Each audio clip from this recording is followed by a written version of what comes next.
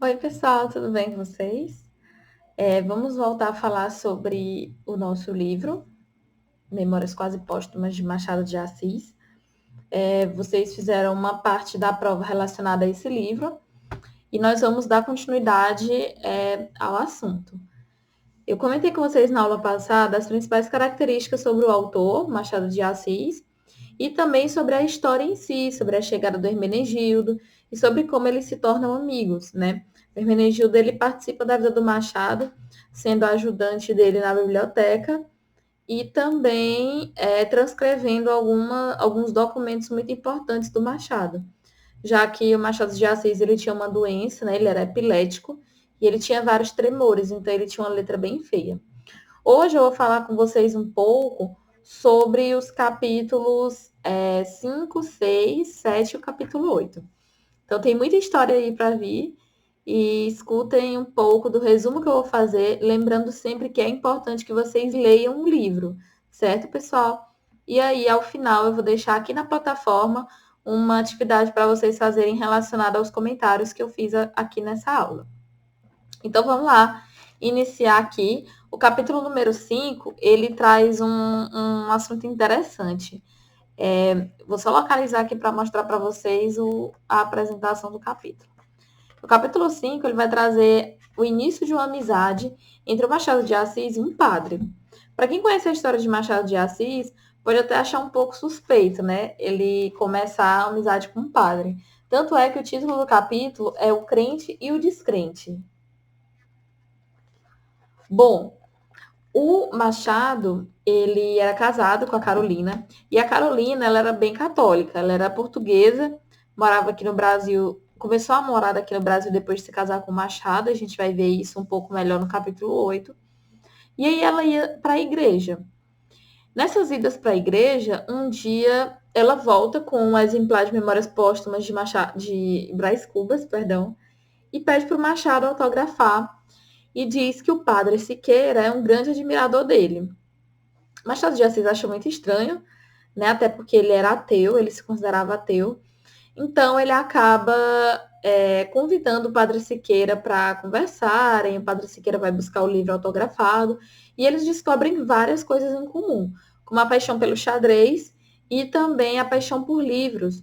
O Padre Siqueira ele tinha uma biblioteca imensa e ele não se prendia apenas aos assuntos exclusivos à religião.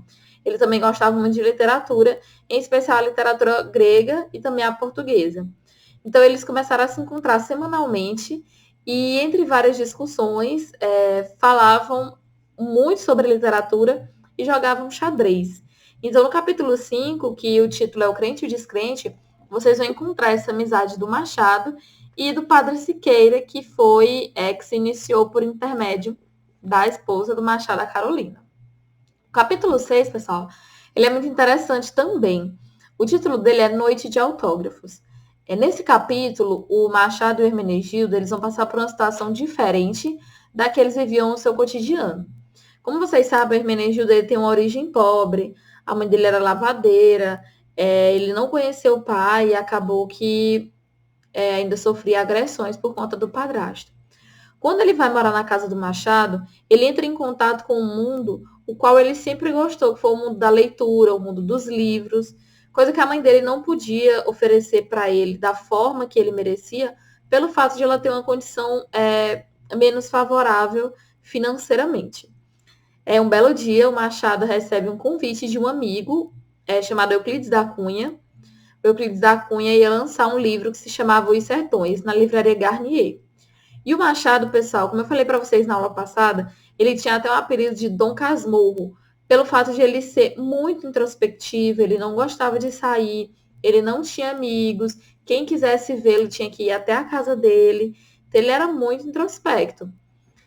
E aí ele acaba aceitando o convite do Euclides da Cunha para ir para o lançamento desse livro, ele não ia nem para o lançamento dos próprios livros, mas convidou Hermenegildo, compraram uma roupa nova para Hermenegildo, e acabou que eles foram para esse lançamento do livro Os Sertões, na livraria Garnier.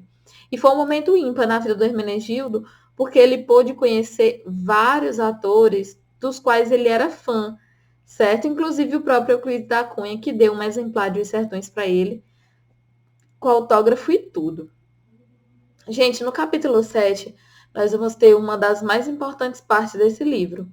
Porque assim como no começo nós conhecemos as obras Memórias Póstumas de Brás Cubas e Dom Casmurro, nesse capítulo 7 nós vamos ser apresentados aos dois contos mais famosos que o Machado de Assis tem. Inclusive, acredito que por isso ele é um capítulo um pouco mais extenso que a maioria dos capítulos do livro. Então, é importante que vocês leiam com bastante atenção, porque eu vou fazer assim um resumo um pouco mais básico da obra, certo? O título desse capítulo é de Médico e Louco, Todo Mundo Tem um Pouco. O Machado, de manhã lendo seu jornal, ele acaba vendo que o filho de um comendador muito importante do Rio foi internado em uma clínica de psiquiatria, em um sanatório, sendo considerado louco. E ele estava sendo considerado louco simplesmente pelo fato de que tinha engravidado uma escrava e pretendia se casar com ela. E a família dele não aceitava isso, pelo fato de ele ser branco. Né? Acreditava que ele tinha perdido o juízo. E ele foi internado em um sanatório, uma clínica psiquiátrica. Só fazer um contexto histórico para vocês, o Machado viveu ali no final do século XIX. Suas obras mais famosas elas foram lançadas mais ou menos em 1881. Então, a escravidão aqui no Brasil ainda existia, considerando que ela só foi extinta em 1888 pela princesa Isabel. Então, pessoal, quando ele vê essa notícia, ele sente um estalo, vem uma veia criativa nele, e aí ele acaba por criar uma história que inicialmente se chamava A Casa de Orates. E nessa história, nós temos um protagonista chamado Simão Bacamarte. O Simão Bacamarte, ele era uma espécie de médico psiquiátrico. E ele começou a ter a ideia de fazer uma espécie de casa, de abrigo, para receber as pessoas que tinham problemas mentais. Só que o Simão Bacamarte, ele se impressionou tanto com isso, que ele começou a ver problema até nas pessoas que tinham manias simples, como roer as unhas, e interná-las cada vez mais nessa casa de Orates. Até que chegou em um ponto que não tinha mais leitos, não tinha mais espaço para essas pessoas. Porque para todo mundo que ele olhava, ele via um defeito. Todos nós somos passíveis de defeito. Ele acabava internando essa pessoa. No final da história, o Simão Bacamarte, ele olha para si e ele vê.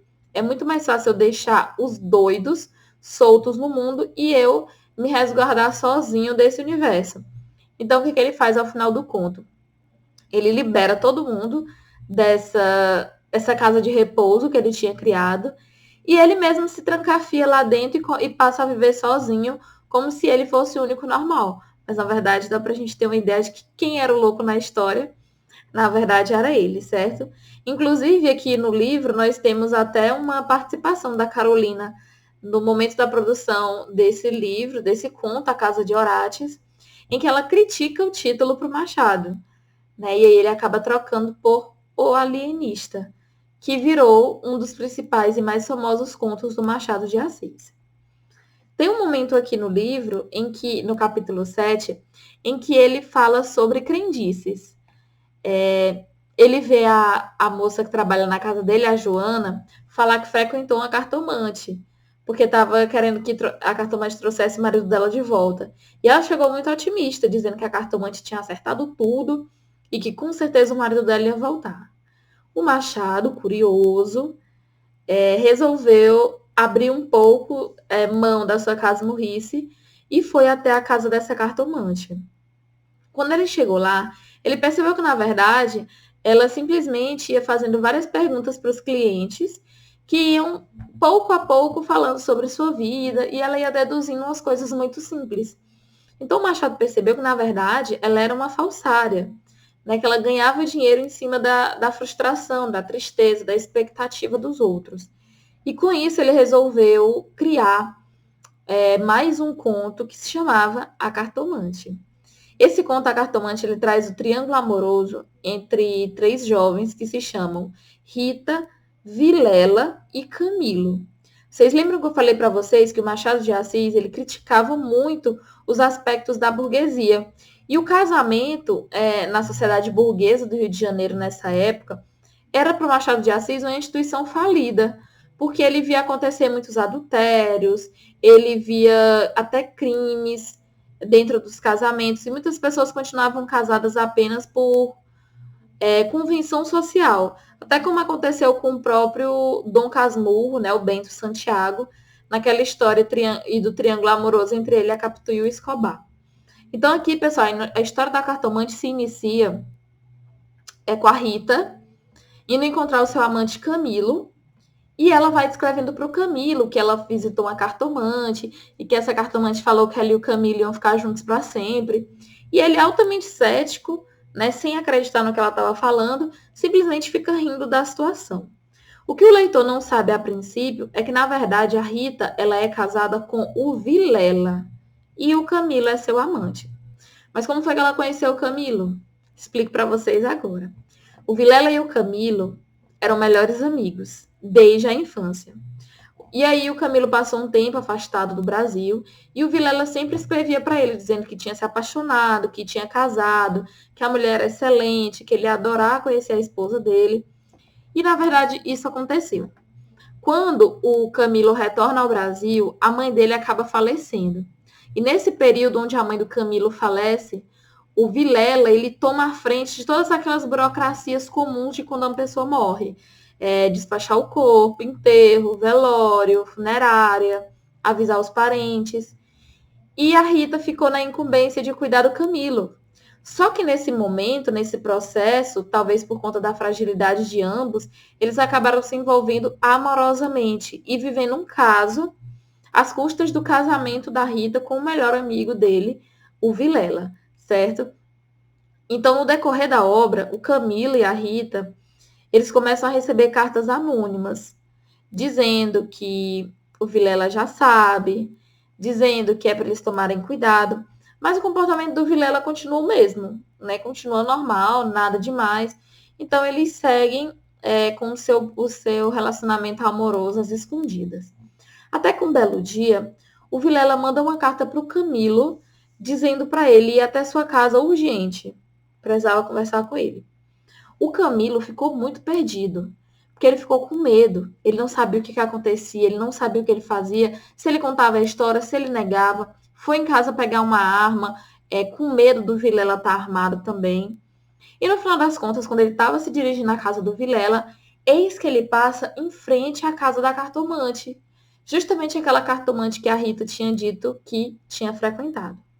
Por curiosidade, talvez até para se acalmar mesmo, o Camilo esqueceu todo aquele seu ceticismo, o fato de ele não acreditar nas palavras que a Rita tinha dito anteriormente, e entrou para se consultar com a cartomante. E quando ele se consulta com ela fala que existe uma mulher muito bonita e que ele vai ser feliz com essa mulher, que ele não precisa se preocupar que vai dar tudo certo, que eles vão ficar juntos, assim como ela tinha falado para a própria Rita. E o Camilo sai, alegre, satisfeito e confiante de que não vai acontecer nada demais, porque se a cartomante falou que o destino dele era ficar junto com a Rita, então tá falado. Eis que quando ele chega na casa da Rita e do Vilela, ele entra, o Vilela convida ele para entrar, ele vai até a biblioteca e encontra a Rita morta. E logo em seguida, o Vilela saca uma arma e mata o Camilo com 3 tiros. E aí acaba a história. Então, assim, o Machado ele quis mostrar que não existe final feliz, principalmente quando são histórias tão tensas que envolvem relacionamentos, né? E aí ele pegou esse gancho da história da cartomante e fez o seu conto mais famoso, que é a cartomante. Então, lembrem-se bem desses 2 contos. O Alienista, onde ele traz aquela máxima de que de médico e louco todo mundo tem um pouco, e o conto A Cartomante, onde ele traz um triângulo amoroso composto por Rita, Vilela e Camilo, onde Rita era esposa de Vilela e Vilela e Camilo eram melhores amigos desde a infância, e acaba em tragédia, pelo fato de que Camilo é morto, assim como Rita, por Vilela. A dúvida que o Machado de Assis deixa no ar para a gente é: como foi que o Vilela descobriu? Será que foi a cartomante que contou? Ou será que ele descobriu sozinho e a cartomante não tem nada a ver com a história? É uma pergunta, são perguntas, na verdade, que ninguém vai saber responder só o próprio Machado, mas ele não tá mais aqui para contar pra gente. Assim como aquela máxima, se Capitu traiu ou não traiu o Bentinho lá em Dom Casmurro, certo? E para finalizar essa nossa aula sobre o paradidático, no capítulo 8, gente, nós vamos ver a história de amor entre Carolina e Machado de Assis, certo? O Machado, ele era muito amigo do Faustino, o irmão da Carolina que morava aqui no Brasil. E aí, um belo dia, ele é convidado para um almoço, um jantar, aliás, na casa do Faustino, justamente porque os irmãos iriam vir de Portugal para cá. E aí, o Machado já era um autor muito famoso, e quando ele chega na casa do Faustino, ele já se apaixona imediatamente pela Carolina. Né? Ele acha ela linda, e eles começam a conversar, e ele acha ela linda. E, enfim, eles desenvolvem ali um relacionamento amoroso. O Faustino, que era amigo do Machado, dá super força pro relacionamento deles. Porém, ao longo do relacionamento, eles têm muita dificuldade de se encontrar, de conversar, de trocar até cartas, que na época o sistema de comunicação era esse, porque os irmãos da Carolina, os irmãos mais velhos, o Miguel e a Adelaide, eles eram contra o envolvimento dela com o Machado, simplesmente pelo fato de ele ser mulato. Na aula passada eu comentei com vocês que o Machado de Assis era mulato, que ele vem de uma origem humilde, mas como ele tinha uma madrinha que tinha uma condição de vida bacana, ela acabou adotando ele e ele usufruiu das melhores escolas, melhores educações e por aí vai. Então, o que acontece? Quando a Carolina vê que a família dela, exceto o Faustino, que era amigo do Machado, não deixa ela namorar pelo fato de ele ser mulato, ela corta relações com a família e acaba morando aqui no Brasil de vez. Ela se instala aqui no Brasil porque ela e o Machado se casam.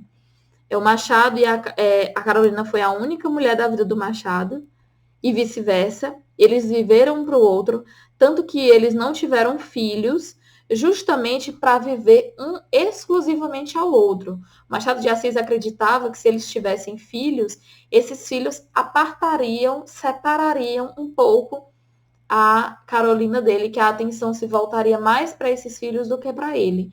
Então, essa história de amor do Machado e da Carolina já estava destinada a acontecer há muito tempo, certo, pessoal? E é uma história linda de se ver. Aqui no livro a gente encontra alguns poemas que ele fez em homenagem a ela. Infelizmente, a Carolina morreu primeiro que o Machado, né? E aí, logo após a morte dela, ele sofreu muito. Eu acredito, inclusive, que a doença piorou e aí culminou na morte dele alguns anos depois, certo?